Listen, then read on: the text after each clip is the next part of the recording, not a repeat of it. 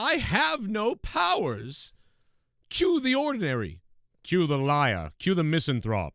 Cue the miserable. Cue the desperate. What must I do to convince you people? Die. Oh. Very good, Worf. Eat any good books lately? It's got to be one of the best sequences ever. It's like this got to be one of the best ever, right? And in saying that, I wonder.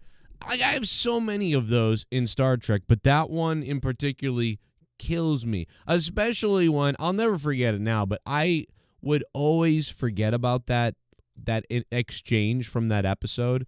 And I think it was like 5 years ago or maybe it was like 3 years ago that I saw it, and I did remember it when it happened. Like I remembered it well, and I was like, oh yeah, that's always kills me. But like now it's like I just can't forget. I never forget that scene is coming in that episode. There's sometimes I'll literally put that episode on just to watch the exchange between Q and Worf. With that exchange, it just crushes me. It's too funny.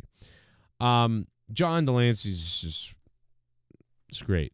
Have you guys listened to him read the Star Trek novels? Because his audiobook stuff is really good. Like his reading, I got a hair on me. His reading is he's really well done. Like I really enjoy it. If it wasn't like Patrick Stewart reading, John Delancey is really good. It's very good stuff. I've been thinking about good Star Trek last couple of hours because of all the terrible Section 31 stuff and all the terrible new Star Trek that's just so terrible. Makes me want to rip my eyeballs out because they love eyeballs in Star Trek. They rip Icheb's eyeballs out because he's a Republican or something. So they rip his eyeballs out and destroy the character. Georgia, whatever, rips eyeballs and eats them or whatever. That's what a hero. Unbelievable. And just, it's so sad. So I like to think about these moments and just have a good time with it. But what are some moments and exchanges from Star Trek, The Next Generation, or any Star Trek, the original series, Voyager, Deep Space Nine, Enterprise, whatever? What are some of your favorite exchanges? I think probably the original series, TOS, and the movies have some of the best. You know what I mean? Like, there's some really good stuff between Spock and Bones. There's a lot of that, right? Like, that exchange there with Q and Worf is a little bit reminiscent, almost, kind of those sarcastic exchanges between Bones and Spock. So I think there's a lot of the original series stuff, whether it's the show or the movies, that is really good like that. But you see it in a lot of other series as well. So it's always there. And they always talk about, conflict in Star Trek is gone or whatever. And, I had someone, we were arguing about this the other day about how conflict was out of, Star Trek, and you're not supposed to have conflict with everybody. And then a lot of people were bringing it to me, yeah, but what about Spock and Bones? McCoy and Spock always have this kind of argumentative thing, even though they're friends, and they all are friends, but, they do have this kind of butting heads all the time, disagreements and stuff. And the reason why is because I think if I remember right, that didn't Gene Roddenberry say that, yeah, the future things are going to be way less argumentative and people are going to be more succinct to each other and get along. It's almost Borg-like when you think about it. But also that was more pointed towards the next generation than it was the original series. It's almost like in the original series, obviously we were getting along so much better and working together so much better. We had bettered ourselves amazingly and moved on to the future and whatever. But there were still some, squabbles and conflicts here or there that was still lurking in there that hadn't gotten fully ironed out yet. But by the next generation, it was supposed to be that it's so much better now. It's even crazier. People are just they get along even better. There's almost no conflict with the crew. It's unbelievable. Although even in those early episodes, there's a few little contradictions to that. They never fully adhered to that. Even when they were supposed to be fully adhering to that, they didn't fully ever do it. It was always there a little bit. And then they bent the rules a little bit more every year. And then Gene Roddenberry died. And then it was like, well, Dad's gone. Let's just really bend the rules now. Which is, I never had a problem with them, trying to find a way to find some of that conflict and everything. because I never found it believable that there would be 100% no conflict or that there would be whatever. I think that sometimes things are going to happen. But I did love the idea of like 90% of people being way better than people of nowadays. And that, yeah, you're still going to have some bad apples in there and things are going to happen, no doubt about it, because it makes sense. Humans are working together so much better than ever before, but they're not in control of their emotions fully like Vulcans are, So even Vulcans who strive for logic and this balance and this, to purge all emotions in many cases, still never fully achieve it. It's something that they almost achieve or that they nearly perfectly achieve. And some of them don't as well as others. So I like the idea of that door being open. Now, current Star Trek, where everything is just F you, F me, pull his eyeball out, rip this open, screw you, you sucker, you stupid male guy, and you're dumb. And there's conflict there's ridiculous conflict all over the place, like childish conflict even.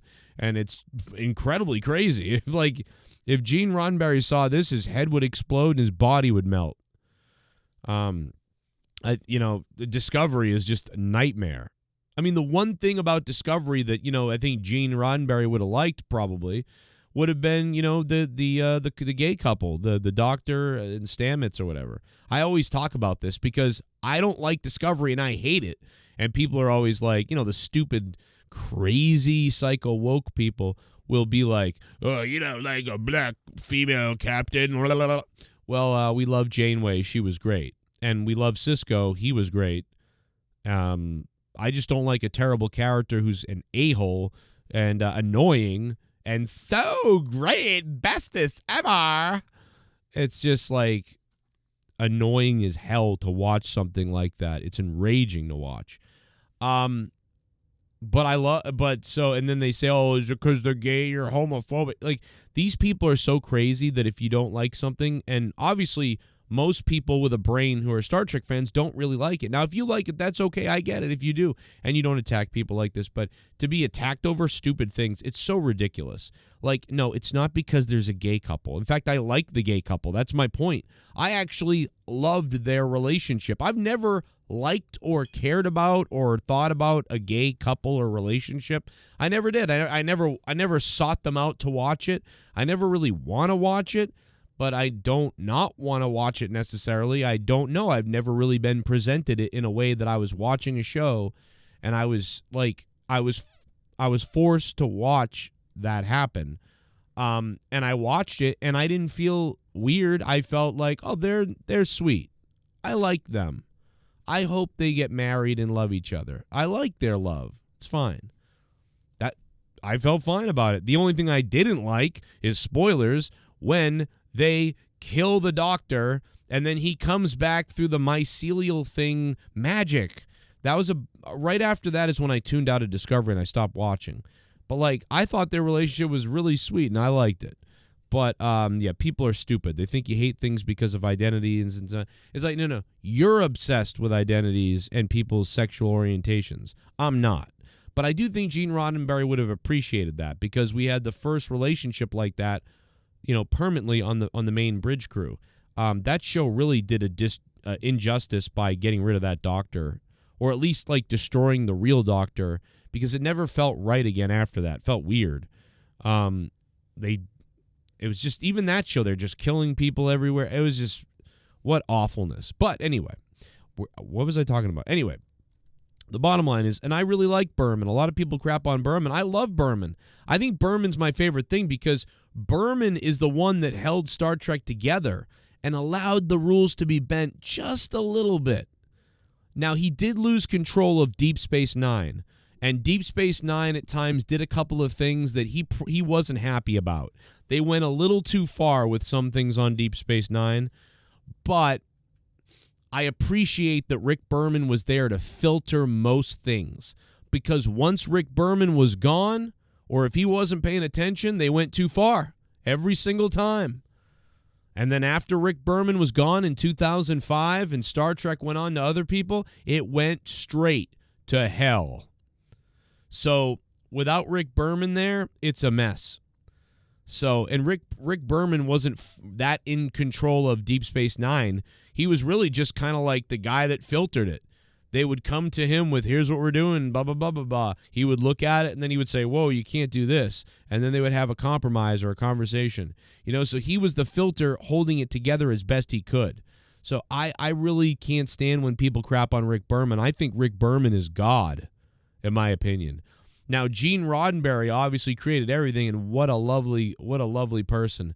This man created such a great thing. And those early TOS episodes, we loved them. When Gene was in control of the first season, it was great. And then it kind of got weird. But when Gene was not as in control of the movies ended up great. It's weird. You know what I mean? So just having Gene there as like a producer or someone who could suggest things worked out. They really did a good job with the movies without Gene for the most part. And then Gene came back for the TNG series, and a lot of people think the first and second season aren't that great. And Gene was the one in control, especially of the first season. So it's one of those things. And then when Rick Berman came on and took it over for him, and handled everything for him, and then hired new writers, the show took off. So I don't understand the hate for Rick Berman. I know Rick Berman did hurt stuff here or there throughout the rest of the years, but for the most part, the guy is the one who put the thing together and kept it together. Yeah, every once in a while he made a slight mistake and maybe an egregious mistake here or there. But for the most part, the guy is the one that held everything together. I love Rick Berman. I friggin' love Rick Berman and Brandon Braga, and the list goes on of writers before them. It's just, there's so many people that need to be shouted out and should be shouted out for everything they do. And I love it. I love that era. I do. I'll babble on all day. We'll do it all day. Anyway, guys, leave me your comments down below. What do you think about what I've said, and what do you think about everything in this video? What are your favorite moments? What are your favorite things? Tell me down below. You have ideas? You want me to react to something? If you guys want me to react to a scene, react to a moment, react to an episode, react to an opinion, tell me in the comments down below. I will do it. This is Star Trek Late Night, and I'm out of here. I'll see you guys in the next video. Here's some other videos popping up right now that you can watch, or leave me a super thanks down below, or paypal.me/Joe Cronin Show, or just leave a comment, leave a like. I don't know. I'm out of here.